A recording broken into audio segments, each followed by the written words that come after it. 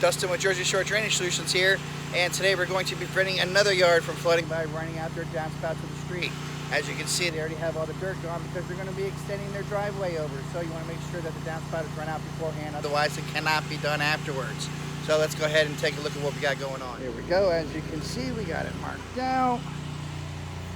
You know where the gas line is. We're going to be taking this downspout to the ground, coming out some, going down and running it under the sidewalk to the street, so that way he can extend this driveway out and not have to worry about the water being trapped inside, messing up his foundation. So let's get started. And here we go. Now we have it all dug out. Have everything under the sidewalk. Now we just got to pipe it all up.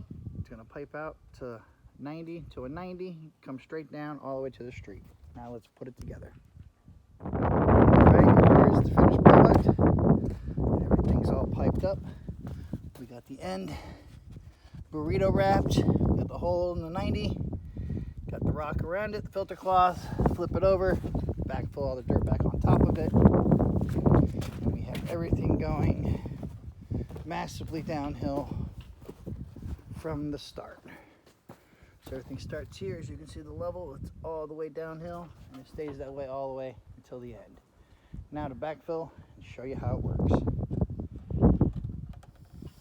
And here we go. This is how it works.